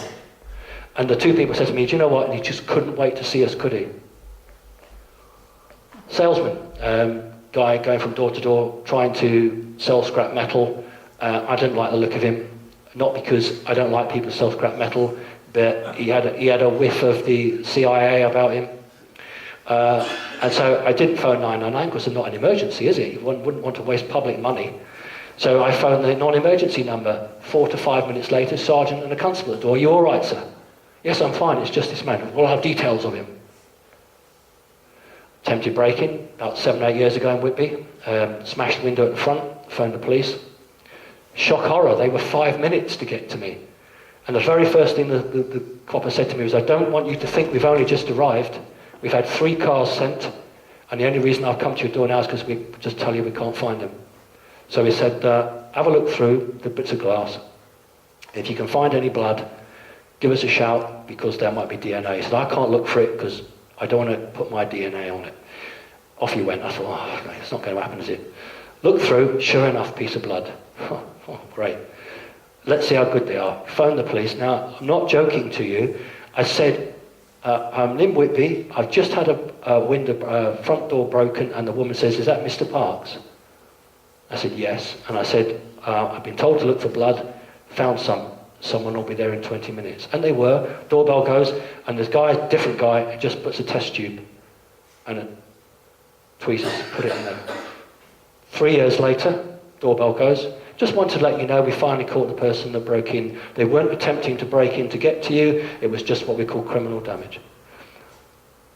These are not, when I talk to people and I explain what's happened, people say, well, I don't get that level of service. What I was told was that the American government has 2 lists. A list of everybody who has alien experiences and contacts. The aliens are supposed to provide this list, and it's not up to date. The government therefore creates its own list. There is another list where the human government has abdicated responsibility for those individuals. Sure, if I park on a double yellow line, I'll get a ticket. I have to pay taxes, unfortunately. But in terms of anything greater than that, it is not their decision. It was my human mother who told me that, and I understand that I'm on that second list. Right, you may remember I did the radar visit. This completely confounded mainstream media, because I'd gone public saying, look, my mother worked for MI5, my grandfather worked for MI6, and I see aliens. And yet I get invited into one of the most top secret locations in Britain. And the media immediately couldn't understand that, because if this man's off his head, why is he being allowed into an American, it's not British, an American facility that is a space radar base? Why is he getting a personal tour? This doesn't make sense. And so suddenly the media didn't know what to do with me. Channel 4 did a 1 hour's interview regarding my family working with the Secret Services, and we did a half an hour interview with the backdrop of the radar station. Channel 4 told me they got a phone call from the Ministry of Defence telling them to pull it, or they wouldn't be allowed to do any of it. So they pulled it. Once I did the radar base, suddenly all the BBC radio stations didn't want to interview me anymore. And I got a big increase in foreign TV and foreign radio stations wanting to interview me. Here's a picture that you don't see. They don't like to show you that. That's the radar base, and that's the razor wire around the base. It is a space radar, and it goes up to allegedly about 12,000 miles. That's what they call the fence, and it's the radar section. Anything coming into that is detected. That's the official coverage. And that's Fylingdales. I live 10 miles from Fylingdales. Odd that. The story I tell is my daughter was also invited. I haven't got permission to talk about her, but we were both invited. And at the barrier where the Ministry of Defence police are, you have to show identification. You have to show who you are before you go onto their land. So she passed her passport across, and the guy, obviously they are not semi-automatic machine guns, they are fully automatic machine guns now, so they're very well equipped. And he looks at the passport, and he looks at her, and looks at the passport, looks at her, looks at the passport, looks at her. Yeah, he's convinced that that is who it is, passes it back. I go to show him my identity, he just holds his hands up and says, that won't be necessary, sir. Go through. At the briefing, I'm very fortunate to have got these pictures. These are exactly the pictures that were shown at the briefing. On the left-hand side is a missile, and the guy running it says, we track those are missiles. We track those are spy satellites. Ha ha ha ha ha, is exactly what he did. We don't see these. Ha ha ha ha ha, we sometimes see these. Now, everyone else in the military who I've talked to who have had this visit say they never got that. But what is interesting is that is what's called the sports model, which was found allegedly in Area 51. So the person who's produced this is having in his own way, he could have chosen any drawing of a UFO, but he's gone for what Bob Lazar, who allegedly, and I believe him, back-engineered craft on Area 51 called the sports model. So I got a special couple of slides for my presentation. I was invited on the 50 years that it had been operated. For 50 years there's been a radar base, and I'm not in the picture, that's not me, but this was the official celebrations, and the real crew that matter are well at the back, so you can't see their faces, but these are the military personnel who guard it. That's not an ordinary police car. Ministry of Defence police cars are exactly the same, but they have a different logo. That is the phased array, which is the only one in the world of its kind. There is no other radar station like that in the world. It's 3 faces. It looks around almost the whole of the globe. And when it had the 50 celebrations, the red arrows came and flew over to celebrate. And it used to be an analog display, the 3 golf balls, and then it changed when the Americans went for Star Wars and became the phased array, which is digital. So that's where I got a tour. I had the tour of that. We'll talk about that very quickly. But it's 50 years. I want to show how things have changed. These are Ministry of Defence police officers guarding a sensitive building some 25 years ago. That's what they look like. Here they are now. That's what they look like now. Like that. That's how your world has changed. Unbelievable. A very interesting weapon. Very interesting weapon. That was it a number of years ago. Yes, this is the control room, which we went into. In those days, look, there's even a fish tank. Right? But I'll tell you what is interesting. I'm going to move now, sorry. It says here something along how many objects in space. And there's something like 4,000 being tracked. 4,000 being tracked. And this is 30 years ago. You can see the equipment. Let's have a look at it now. It's very hard to get pictures of this base. Look how it's changed. And people will say, well, where's all the big computers? It's a separate room. The computer room is a separate room. Now, you will find this hard to believe, but one of my neighbours actually works there. I won't give too much away, but he actually works on the computer room. And he's a neighbour, and we often chat about it. This is a staged picture for the press, but it's genuine actions. When a UFO is contacted, the guy who's in charge is there. He's asking, I've got one contact. I can get it as well, because I've made contact and I'm on the phone, the hotline, and they have also got it. I am coordinating these two and I can confirm we have a contact. Okay, that's how they work here. What you don't see in any of these pictures is the secret part. I'm going to tell you where it is. Here is where the Americans are. This is a locked door, and when they have a UFO sighting, the Americans press a code which opens the door. These guys then take the orders from the Americans. So it is called RAF Filingdales, but it is run by the Americans. Okay, and during my visit, we should have been there for an hour. We were there for 3 hours. And at the end of the visit, the guy running it said, okay, well, we've got some things to give out. And he opened a tin, and there was the pencils and the rubbers and the little trinkets. Great if you're running a scout club, because you've got those things to fundraise or give away. I wasn't really interested in that, pen fobs and that. But in the back of this case were all the trophies that they'd won. They have different sports teams. And on the side were medals celebrating this very special occasion of 50 years. And I said, oh, they're nice, aren't they? And he said, yes, they are nice. He said, I can't give one to you. He said, because we present them. We've only got 500. It's a limited number of 500. And we give them to people, generals and dignitaries who come to visit us. And we've got to make them last the whole year. Can't give them to you. He said, anyway, we don't give them away. They have to make a contribution. So I said, what sort of contribution? He said, he said, they cost us £25 to make, but we take a tenner, and it sort of goes back to it. But they're very special. And I said to him, I was standing with two people. One was an ex-soldier and one was an ex-RAF. And I said to him, well, couldn't you present one to me? And these two guffawed, laughed. And the guy said, I don't see why not. So I haven't got any money, because I had to give everything at the guard, but my daughter, who's much more brighter than I am, had hidden some money down a sock. So I said, got any money? He got a tenner. So he gave me £10, gave him the 10, and he said, the Americans insist I take your name. I said, you know my name? He said, yes, I know, but for officialdom. Gave him my name. He said, right, well, everyone has a number on this medal, and I have to write your name next to the medal number. You cannot sell this. You can only pass it down to your members of the family. I brought it tonight to show you if you're interested.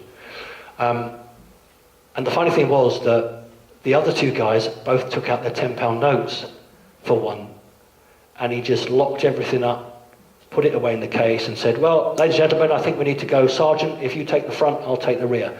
And these two guys with their £10 notes. Anyway, I brought it for you tonight. It's really lovely. It's got the radar base on the back, and it says 50 years of vigilance, and there's the phased array, and on that side it says number 86 out of 500, and so I was presented it. So this is what the media and others can't understand. How is it that someone who claims that his parents were in the security service sees aliens can have a tour of a base and be treated like that. And this is what's made those people who want to make a fool out of me suddenly back off. And why, unfortunately, for many ways, the foreign press is all over me now. It's such a shame. This is not my picture, it's sent to me. Orbs.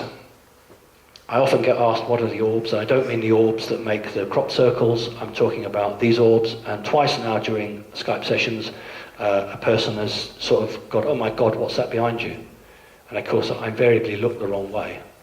And orbs are the consciousness of another entity entering your third dimension, I beg your pardon, our third dimension, simply because we're more dense.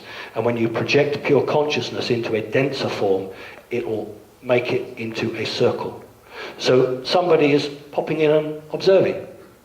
It's not like a jinn or anything like that. That's somebody of a higher being zooming in, using his or her consciousness to come and visit you. So if you have orbs, somebody is taking an interest in you. Okay? And that's a genuine picture. It's not a lens flare, that's an orb. And you can see them because they are manifest in a 3D world. Sometimes people won't see things, but the camera will, and that's because it's phasing in and out between third and fourth dimension. Genuine, you've all seen it, but I just want to tell you that is a genuine craft. I'm not saying that's an alien craft. If we expect a false flag alien invasion, these are the craft that will be used. These are first generation back-engineered craft. They're grey, small grey, not tall grey. And these, if they're going to try and do a false flag, these are the craft they'll use. Okay, so just be aware of that. This is sent to me, it's on the internet now. I published it and everyone's got it now on the internet. This is a picture sent to me of an alien coming down an ordinary stairway from an aircraft, having a high-ranking meeting with somebody in the States. And it's taken on a very, very long photo lens, specially adapted for nighttime. It's been enhanced. And it's available now, you just get it on the internet, because why do we keep things secret? On the left-hand side, a artist's rendition of a lion being. I don't want you to think of a lion in a zoo, that's the name they're given, because their ears are about half an inch higher up than ours. Very human. Longer face, look like a bit like a red Indian sometimes. And this is a drawing from the book. And on the right-hand side is my drawing of what I've seen.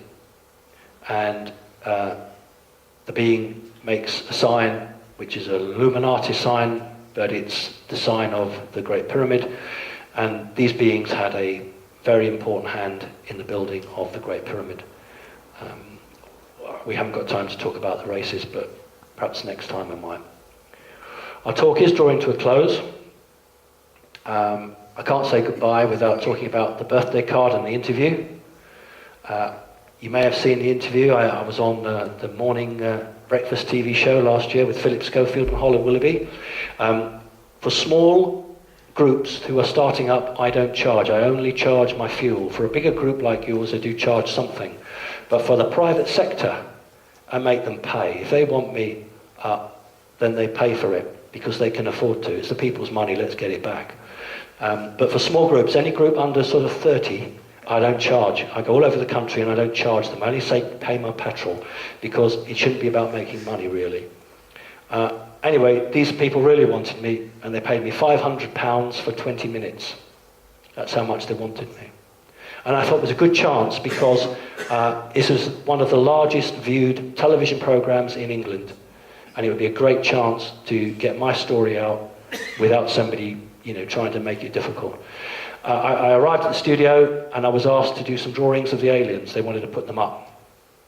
I had two drawings, of course, Mum and Dad.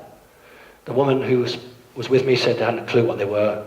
I told her, took them away, came back and said, we are not allowed to show the reptilian drawing, but we can show the other one. That should be a very interesting point for you. The interview itself was excellent in the sense that Philip Schofield is an incredibly intelligent man. He understood about souls, he understood about Eastern religions, a very, very intelligent man. Holly Willoughby was perfectly fine. The interview was very interesting because I attacked a senior Conservative politician who had attacked me earlier. And when I got back home, I had a phone call from the Labour Party saying, next time you're going to attack a senior Tory politician, for God's sake tell us so we can have the press boys ready. And that's me being interviewed, Schofield, Holly Willoughby, and the drawing of Mum, but they wouldn't put up a reptile, because that's just too near the truth in terms of power and influence. And now I'm told that I'm not going to be interviewed anymore by radio stations because I keep getting the better of them. Although Philip Schofield asked me to go back.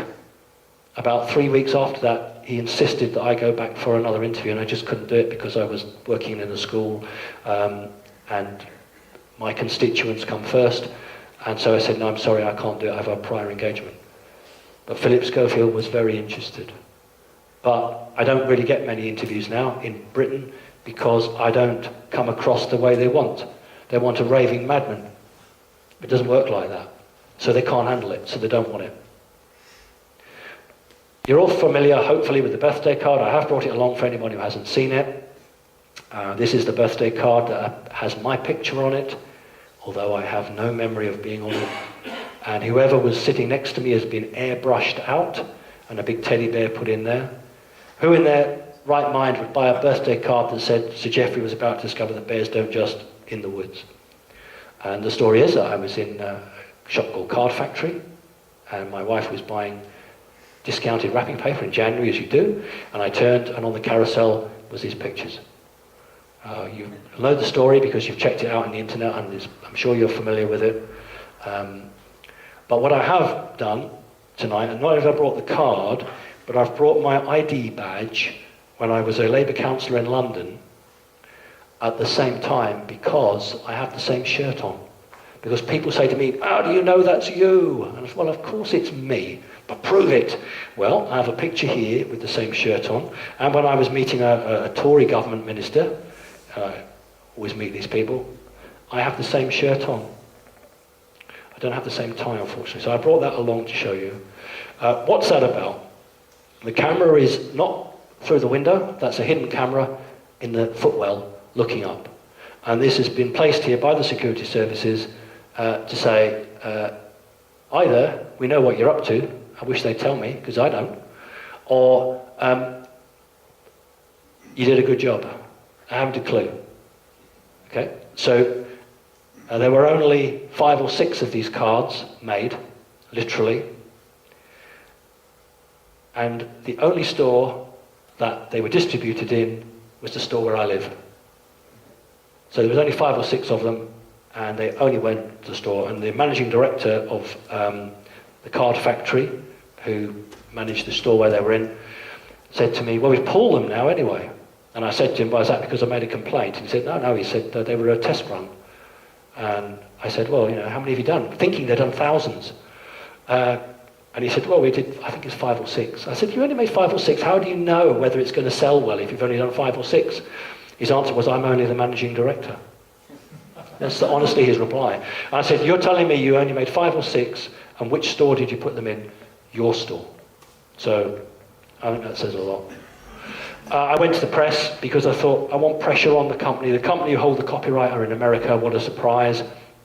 I contacted them, and they said to me that the name for this person in the card is not the same name as me. So I said to them, you're telling me that's not me then? And the response was very telling. Oh no, Mr. Parks, we're not saying that's not you, but the name we've got for this person is not yours. To which I said, what are you going to do about it? And the reply was nothing, because English law doesn't touch us. So because of that, I went to the newspapers. I wanted the media to phone the company, which they did. And the editor of the Whitby Gazette then, John Stokoe was his name, phoned me at home and said, we've researched you, Simon, and I'm convinced your story is genuine. I've been to the other side, and they are just saying no comment. Do you want me to make this national? Because he said, I can. We can make a big story out of this. And I said, no, because this is security service stuff. And he said, you might be right. And I just thought I'd end with a tall grey, because we don't really hear about tall greys very much. There's a tall grey, very nice creature, very happy. Some tall greys are horrible. This particular one was very nice. I ended up being upset because it just wanted to observe me. I felt like an animal in the zoo. It didn't want to come and show me anything or discuss anything with me. It's what the Americans call coupon day. He had got the coupon to come and see me and have a chat with me. So that's it. That's the end of it. So thank you very much indeed. If you've got any questions, I'm more than happy to take them. I'm happy, if it's a personal nature, to exchange emails. But if there's any general questions now, I'd be really delighted to take them. Hi. A lot of what's been coming up recently, I've been looking at, is the star Sirius and Orion's belt. What has that got to do with all this, the pyramids and everything? If you were fortunate enough to actually go, not so much to the pyramid, but to some of the temples that contain the real burials of the pharaohs, you will find around that time, allegedly, lots of figures which Egyptologists claim to be men with masks on. From Sirius A, you will find beings that are portrayed with cat faces. Very, very prevalent with the building of the pyramids. What we would call the lion people, for want of a better word, originated from Orion, one of the Orion planets. Orion's very important, as is Sirius, because there's a very big star portal, stargate there. The race divided, and one group went to one of the Sirius planets, and we would refer to those as the cat people. But they have a name, and their proper name is Kilroti. Kilroti. The Kilroti are the ones that worked with the priesthood to organise and build the pyramids. I personally don't accept the pyramids are only 5,000 years old.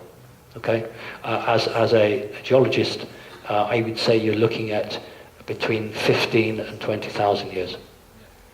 So I hope that's of some help to you. I haven't gone into huge detail about it because we haven't got the time. If you've seen the Channel 4 documentary, then you know all about the cat people, and I'm quite happy at a later date to talk about it, but we're on questions. Thank you. Anybody else? Hi.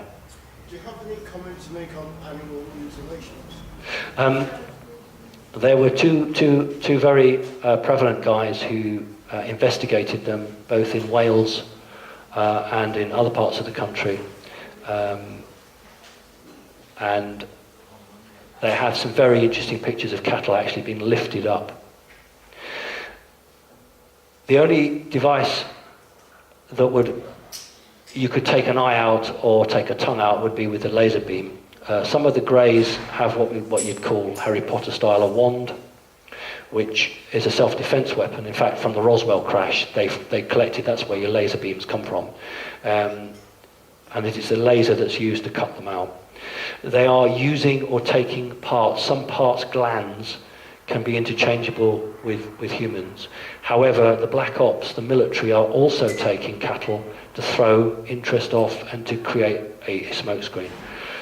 It's a contentious issue, and a number of researchers who have gone down that road have found that they attract an awful lot of attention. Okay. Anybody else? Gentleman at the back.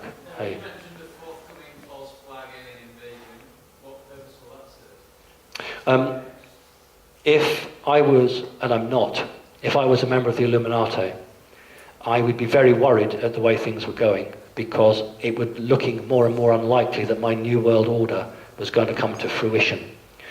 And so I would need something bigger than 9/11 to allow me to have martial law. And the best way to do that would be to have an enemy force from outside, which would mean that every country in the world would feel they would have to come under the banner of the Americans for protection. That would allow me then to do a number of things with you guys. I would get you to be chipped so that I would know exactly where you were and I could control you. It would allow me to say, oops, there's an epidemic of alien virus. I need to inject you all. They tried that once. But the reason that it's a real conundrum is because once those dice are thrown, there's no going back on it. There was a big debate about the Olympics. Would there or wouldn't there be a false flag invasion? And the trouble is, you know, when researchers quite genuinely put this point forward, it's like crying wolf. And people begin to say, look, this is ridiculous. You know, you say there's an invasion, there isn't. This is going to happen, there isn't. All I would say to you is that if you make enough noise and bring it to attention, they can't do it. Because too many people have woken up to it. And the hope is they keep on doing this, and then the voices of dissent get less and less and less until something happens, and some people get wind of it, but not enough. It doesn't do the rounds on the internet. It would serve the Illuminati very well. Any more questions? Just gentleman first, then you. How do you see it panning out from your own personal point of view? Right, okay. I ideally hope that humanity can evolve. I ideally hope that humans can do what you need to do, I beg your pardon, do what we need to do, simply because there is no 7th Cavalry coming to your rescue. You are the 7th Cavalry. You have to make it happen. There is no one going to come and help you. And it's very, very important that you resist anything that is going to take away your sovereignty. My own view is that humanity is going through a very crucial, energetic phase at the moment. We talked about, very briefly, Jimmy Savile. 10 years ago, that would never have come out. Think of how things are coming out now. And what it is that officials in medium to medium-high positions can no longer live with themselves, with the guilt, and they are whistleblowing, and they're coming forward. Now, we haven't got the truth of Jimmy Savile, and that's my Illuminati talk. But at least it's coming out. A year ago, less than 6 months ago, the police dug up a dead girl body in Scotland that had been there for nearly 40 years. So for 40 years, somebody knew that this girl had been murdered and buried there, and now it came to light. And this is happening right across. Do you know, well, you may do, the crime figures for this country are the lowest they've ever been since records began. And in nearly every other country in the world, the crime figures are the lowest. Humanity is changing. The problem is that your bog standard, ordinary, decent, lovely human wants to see a volcano erupt. They want stars and bright colours because they are physical people in a physical world. If I can't see it and I can't touch it, it's not real. That's not the change that's coming. The change has got to come from within. The next change isn't the smaller transistor or the faster computer. The next change must be your ability to be telepathic, your ability to lift something. Can you imagine how awful it is for me at home? When I vacuum the house, I have to pull a plug out of a vacuum cleaner. I have to go to a bloody wall, put it in, switch on. In a different world, that doesn't happen. Tesla invented the ability to send power through the air. It's not new technology, it's hidden. You know, people say, oh, electricity was discovered in whatever year. No, it wasn't. The Egyptians had electricity. That's how they electroplated things. How did they gold plate things? They used electricity. And in the Baghdad Museum, until it was stolen, was the original battery. And I had the great pleasure of having seen that in 1973. And it had lemon juice put in it, and it produced 1.5 volts. Anyway, that's another story. Anything else? Gentlemen. I've got loads of questions. One of them is, the most worrying thing that I heard you say was about this grid around the Earth. Yep. That you said stops our souls going back to the source. Is that not normal? Is that not normal? Can we get rid of it somehow? Do you remember I showed you the pictures of Stone Age people? It's my contention that humanity has been on this planet a very long time, but at some point the DNA was completely tampered with to dumb you all down. to reduce your DNA strands down to 2, to take away your ability to be telepathic, so that you can't challenge the prison guards. If I was a being that could, I use the word feed, if I could feed on energy, how wonderful to have billions of people all being angry, having sex, enjoying football, and producing all that energy that I can then identify, hook onto, and survive on. I don't want you all going. If you go back to source, you'll think, I'm not going back to that place. That's a horrible place. It's horrible. Who would want to be here? So what we'll do is we'll put this energetic grid around the earth. Any soul that comes out, we'll see, let's go to Hollywood now. Look for the white light. Oh, I had a near-death experience and I saw the white light at the end of the corridor. Don't do it. That is the trap. Walk away from the white light. That is what you've been indoctrinated with. The white light is the trap. You go to the white light, you are zapped, your memory is partially removed, not always fully, but partially removed, and you return to another body. And, ooh, you've forgotten nearly everything, unless you're lucky enough to have a past life memory. What can you do about it? You have to evolve spiritually. You have to not accept the people who run the world as it stands, because they know the truth and they're doing very nicely on it. I don't know how long it will take, but it's an injustice on humanity. And really and truly, knowledge is power. And I think that you have just got to evolve to a point where you just say no.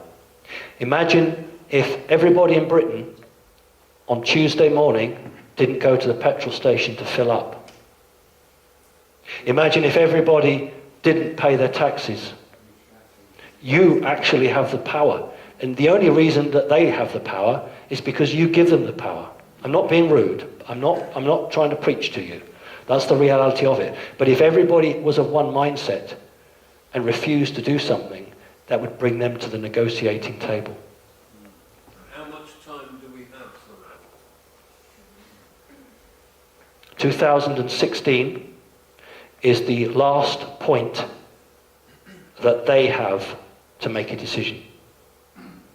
2016, they have a portal. They're not receiving any reinforcements, for want of a better word, at the moment. Okay, people will say the reptilians have all gone. No, they haven't, because if they'd all gone, you'd actually be a lot more freer than you are. But the timescale is 2016. Big changes by then. Would you say that this is basically a prison that we've been put Oh, absolutely. Yeah, this is a prison planet. It's known as a prison planet. for our previous crimes? No, not for your previous crimes. No, right. Particular reason? Right. That's a very, very incisive question. There are a number of people on this planet who most definitely belong in a prison. Now, don't make a joke about it. I'm talking about, as a proportion, we have more paedophiles, murderers than any other planet anywhere. There's a reason for that, because it is a dumping ground, just as Britain used Australia to put its convicts. So this planet is used as a dumping ground. And that's why there's such a huge jump between nice people and bad people. And you know what? You can walk into a doctor's surgery and you can look at the people and you think, I don't like him, I don't like him, ooh, don't like them. But you don't know why, but there's something inside you tells you that. Go with that. That's your natural reaction. You're a good person. It is a prison planet, but you have no right to be prisoners. You have the right to choose where you go. And unfortunately, these people are not allowing that. Any more questions? How do we wake everybody up? This is a good start. Remember at the beginning I said to you, this is one piece of the jigsaw to add to others. I do my best. I tour the country, I give talks. In my own time, I receive people from all over the world who have been badly abused when they were children. And I do my best to put them back together again. And as I say, I do not pay for that. You just have to act in unison. You have to start being a little bit more, why? Why do you want me to do that? Why is that right? I tell you what really annoys me.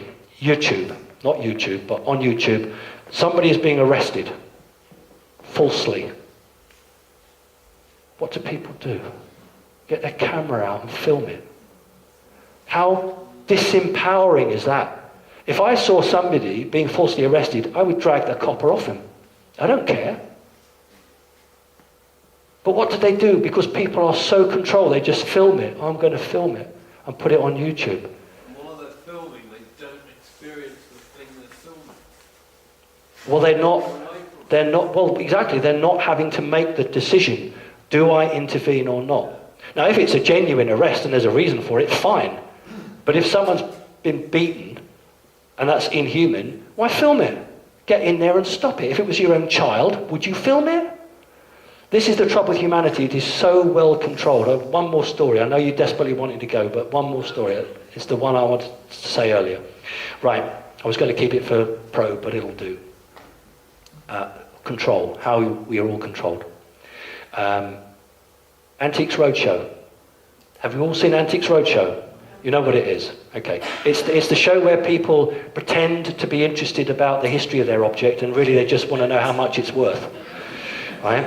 So this was a few months ago, and this lady had some lovely dolls. Did anybody see the one where the woman had the dolls? Please say yes, somebody. Did you? Or are you just saying that to make me feel happy? Yeah, there was one with Noddy. Right. I don't remember Noddy, but I think they were just saying that to be nice to me. This woman had some very, very expensive dolls. And as always, there's a group of onlookers. So the man starts talking about the history of the doll, and the person's going, yeah, get to the point, what are they worth? But you can't be rude. So she doesn't say that, but that's going through her mind. Anyway, one doll's worth 500, one doll's worth 600. They always leave the best one till last. Best one meaning best in terms of money. So we got to the last doll, and the guy says, have you got any idea how much it's worth? And she genuinely says, no, I haven't, I don't know. So he said, well, if it was to be sold at auction in the right place, this doll would sell between £15,000 and £20,000. Now, the point of the story is that the 20 or so people behind spontaneously went, why are they clapping? Did they clap a doctor that saved somebody's life? Did they clap a nurse who saved someone's life? What about the guy who's a wheelie bin and you think, oh God, I've forgotten Mrs. Brown 50 houses down, I'll go back and do that. Did anybody clap? No.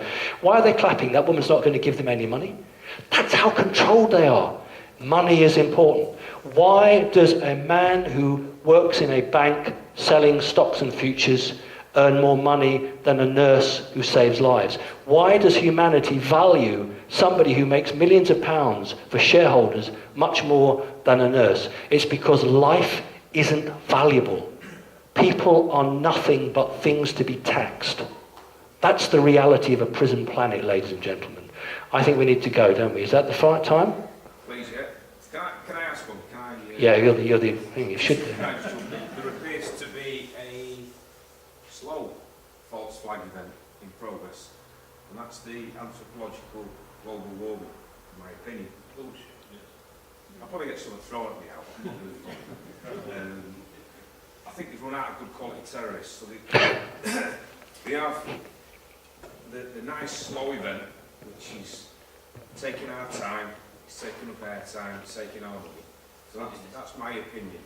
I won't be telling anybody anymore, but this is what I think. I'm going to do a little talk on this Okay. in the future. So it's not a question, it's just a statement, right? It's fine, okay. I don't want to cause you any aggro. Yeah. I don't necessarily agree with that, but that's fine. Listen, I just want to say thank you ever so much. You are a great bunch of people. You are very knowledgeable. What you're doing is right. Please learn, please study. Only believe yourselves. Think and ask yourself what is the right way to go. You are sovereign, you are yourselves, and it's very important that you keep that strength. Whatever happens in the future, believe your own truth. Thank you very much indeed.